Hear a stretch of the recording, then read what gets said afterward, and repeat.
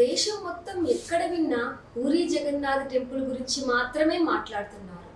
ఆ నిధి ఉండే గదిని తెరిచారని, అక్కడ కోటాను కోట్లు విలువ చేసే బంగారం, వజ్రాలు, వైడూర్యాలు కుప్పలుగా పోసి ఉన్నాయని, ఆ నిధికి పెద్ద పెద్ద పాములు కాపలా కాస్తున్నాయని, ఇలా ఎవరి క్రియేటివిటీకి తగ్గట్టు వారు స్టోరీస్ చెప్తున్నారు. అసలు ఈ రత్న భాండాగారాన్ని 46 ఏళ్ల తర్వాత ఇప్పుడే ఎందుకు ఓపెన్ చేశారు? లోపలికి ఎవరెవరు వెళ్ళారు? వెళ్ళిన వారు ఏం చూశారు? అసలు ఆ ఛాంబర్స్ లో ఏమున్నాయి? వీటన్నింటికి సమాధానం ఈ వీడియో. మామూలుగా పురాతన నిధులు ఉన్న చోట నాగబంధం ఉంటుందని, ఎవరైనా తెరవడానికి ట్రై చేస్తే ఏదో రకంగా చనిపోతారని మనం చిన్నప్పటి నుంచి అనేక స్టోరీస్లలో వింటూనే ఉన్నాం. అయితే పూరీ జగన్నాథ్ లోపల రత్న భాండాగారాన్ని తెరవాలని సుప్రీం కోర్ట్ ఆఫ్ ఇండియా ఒక ఆర్డర్ పాస్ చేసింది. జూలై 14, 2024 ఆదివారం రోజు తెరవాలని, అందులోనూ మధ్యాహ్నం 1:28 తెరవాలని ముహూర్తం ఫిక్స్ చేసింది. ఆ గదిలోకి వెళ్ళడానికి 11 మంది గల ఒక టీంని సెలెక్ట్ చేశారు. పూరీ జగన్నాథ్ టెంపుల్ బయట అంబులెన్స్లు, బాంబు స్క్వాడ్స్, ఇంకా ఆర్మీని దింపి ఇలా అన్ని రకాలుగా సిద్ధం చేసి పెట్టుకున్నారు. ఫైనల్లీ ఆ రోజు రానే వచ్చింది. పూరీ జగన్నాథ్ టెంపుల్లో 3 ఛాంబర్స్ ఉంటాయి. ఈ 3 ఛాంబర్స్ ని ఓపెన్ చేయడానికి 3 తాళాలు కావాలి. ఆ 3 తాళాల్లో ఏ ఒక్కటి లేకపోయినా ఈ ఛాంబర్ ని ఓపెన్ చేయలేం. అందులో మొదటి తాళం చెవి వేల ఏళ్లుగా పూరీ జగన్నాథ్ టెంపుల్ కి సంరక్షిస్తూ ఉన్న గజపతి రాజు ఫ్యామిలీ దగ్గర ఉంటుంది. ఇక రెండవ తాళం బాండార్ అధికారం చేతిలో ఉంటుంది. మూడవ తాళం చెవి జిల్లా కలెక్టర్ ఆఫీస్ లో సీక్రెట్ గా ఉంటుంది. అయితే ఈ ముగ్గురు కలిసి ఆ ఛాంబర్ ని ఓపెన్ చేయడానికి ప్రయత్నించారు. అయితే ఆ ఛాంబర్ ఓపెన్ కాలేదు. చాలా సంవత్సరాలైంది కాబట్టి తెరుచుకోలేదేమో అని భావించి మళ్ళీ ట్రై చేశారు. కానీ ఓపెన్ కాలేదు. దాంతో మెజిస్ట్రేట్ అనుమతితో ఆ తలుపులు బద్దలు కొట్టారు. అప్పుడు ఆ గది తెరుచుకుంది. మొత్తానికి ఆ భాండాగారాన్ని ఓపెన్ చేశారు. ఒక్కసారిగా అక్కడ ఉన్న వాటిని చూసి అందరూ షాక్ అయ్యారు. అక్కడ ఉన్న 11 మందిలో ఎస్పీ పినాశక శర్మ కూడా ఉన్నారు. ఆయన ఆ నిధిని చూడగానే కళ్ళు తిరిగి పడిపోయాడు. అసలు ఆ ఛాంబర్లో ఏముందో తెలుసుకునే ముందు ఆ నిధికి ఉన్న చరిత్ర గురించి మనం ఇప్పుడు తెలుసుకుందాం. ఒకప్పుడు పూరిని పరిపాలించే రాజు కపిలేంద్ర. ఆయన దక్షిణ రాజ్యాలను జయించి అక్కడ ఉన్న సంపదనంతా తీసుకొచ్చి పూరీ జగన్నాథ స్వామి టెంపుల్ కు కానుకగా ఇచ్చేవారు. అలాగే పురుషోత్తమ దేవ్ అనే రాజు హయాంలో కూడా సంపద వచ్చి చేరింది. అలా రాజుల నుండి ఇటు భక్తుల నుండి రకరకాలుగా సంపద వచ్చి పూరీ జగన్నాథ్ లో నిక్షిప్తమై ఉంది.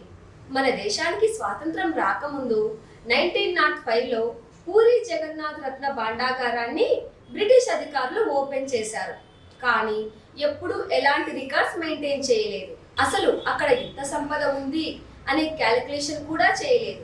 అయితే 1926లో మళ్ళీ రత్న భాండాగారాన్ని ఓపెన్ చేసి అప్పుడు వాటిని రికార్డ్ చేశారు. రికార్డ్ చేయడం అంటే రాయటం అన్నమాట. కానీ అది ప్రాపర్గా చేయలేదు.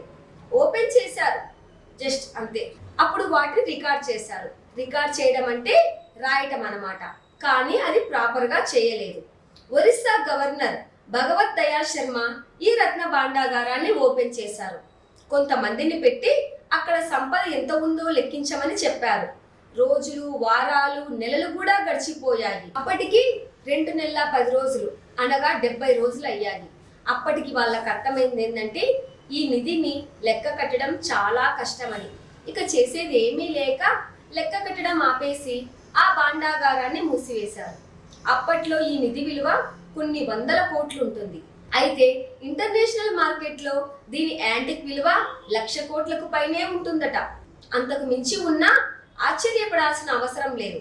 అయితే 46 సంవత్సరాల క్రితం ఆ లెక్కని ఎందుకు మధ్యలో ఆపివేశారు అంటే దానికి కూడా ఏదో ఒక రీజన్ ఉండే ఉండొచ్చు. మేబీ లెక్క కడితే లెక్క లెక్కగానే ఉండాలి కాబట్టి దాన్ని వదిలేసేయడం వెనకాల అదొక వగ్గా కావచ్చు. అలాగే అప్పుడు మూసివేసిన ఆ తలుపుల్ని ఇప్పుడు అంటే 2024లో ఓపెన్ చేశారు. అయితే లాస్ట్ టైం అనగా 1978లో ఓపెన్ చేసినప్పుడు 120 కేజీలకు పైగా బంగారం, 221 కేజీలకు పైగా వెండి దొరికాయి. అయితే ఇక బంగారంతో పాటు వెండి ఇతర లోహాలతో ఉన్న వస్తువులను కూడా కరెక్ట్గా తూకం వేయలేదు, వాటికి వాల్యూని కూడా అంచనా వేయలేదు. ఈ పూరి జగన్నాథ్ టెంపుల్లో మదలపుంజి అనే ఒక రికార్డు ఉంది. ఆ బుక్ లో గత 1000 సంవత్సరాల నుండి సమాచారం ఉంటుంది. ఆ బుక్ లో 34వ పేజీలో అనంగదేవుడు అనే ఒక కింగ్ ఉండేవాడు. ఆ రాజు 250,000 బంగారు ఆభరణాల్ని ఈ పూరి స్వామికి బహుమతిగా ఇచ్చారని ఉంది. మరి 46 ఏళ్ల క్రితం ఈ రెండో ఛాంబర్ తెరిచినప్పుడు అవి లేవు. అయితే మదలపుంజిలో రాసినవి కట్టుకథలైతే కావు. అయితే ఆ సంపద మొత్తం థర్డ్ ఛాంబర్ లో ఉంది అని అంటారు. పూరి జగన్నాథ్ టెంపుల్లో ఉన్న ఫస్ట్ ఛాంబర్ ని బహారబండ అంటారు. దీన్ని తరచుగా ఎప్పుడూ ఓపెన్ చేస్తూనే ఉంటారు. ఎందుకంటే ఇక్కడ పూరి జగన్నాథ స్వామికి తరచుగా వాడే బంగారు ఆభరణాలు ఈ ఫస్ట్ ఛాంబర్ కి ఆ బాండర్ అధికారి చేతుల్లోనే ఉంటాయి. ఈ ఫస్ట్ ఛాంబర్ లోపల రెండో గదికి ఓపెన్ ఉంటుంది. ఈ రెండో ఛాంబర్ లోపల మూడో ఛాంబర్ గదికి డోర్ ఉంటుంది. అసలు లోపలికి వెళ్ళిన 11 మంది ఏం చూశారంటే, అసలు ఇంత సంపద ఉన్న పూరి జగన్నాథ స్వామి టెంపుల్ పైన ఎంతమంది దాడి చేశారు అనే విషయాన్ని తెలుసుకుందాం. మొట్టమొదటిసారి ఈ గుడి పైన రాష్ట్రకూటులు దాడి చేశారు. ఆ తర్వాత బెంగాల్ సుల్తాన్, మొఘలులు ఇలా చాలా మంది రాజులు 18 సార్లు దండయాత్ర చేసి ఆ టెంపుల్లో ఉన్న నిధిని దోచుకుంటూ వచ్చారు. ఈ టెంపుల్ ఓపెన్ చేసినప్పుడు ఆ 11 మంది ఏం చూశారు అనే దాన్ని మనం మధ్యలోనే ఆపేశాం కదా, దాని గురించి తెలుసుకుందాం. అయితే ఓపెన్ చేయగానే వాళ్ళ కళ్ళకు ఇంతకు ముందు ఎప్పుడూ చూడనటువంటి నిధిని చూశారు. అసలు వాళ్ళ కళ్ళను వాళ్ళే నమ్మలేకపోయారు. ఆ గదిలో బంగారం, రత్నాలు, వజ్రాలు, వైడూర్యాలు ఇలా మొత్తం పెట్టెలుగా ఉన్నాయి. ఒక్కో పెట్టెలో 100 కేజీల బంగారం ఉంటుంది. అలాంటివి 6 పెట్టెల నిండా ఉన్నాయి. అక్కడ రెండో ఛాంబర్ లో ఉన్న నిధుల్ని ఒక 6 పెట్టెలలో పేర్చి అక్కడ స్ట్రాంగ్ గా ఒక రూమ్ ని ఏర్పాటు చేసి ఈ పెట్టెల్ని అనగా ఈ నిధుల్ని అక్కడికి బదిలీ చేశారు. అయితే తలుపులు పగలగొట్టి ఓపెన్ చేసిన థర్డ్ ఛాంబర్ ని మాత్రం ఇంకా ఓపెన్ చేయలేదు. ఆ రూమ్ లో 6 అలమారాలు ఇంకా ఎన్నో నిధి పెట్టెలు ఉన్నాయి.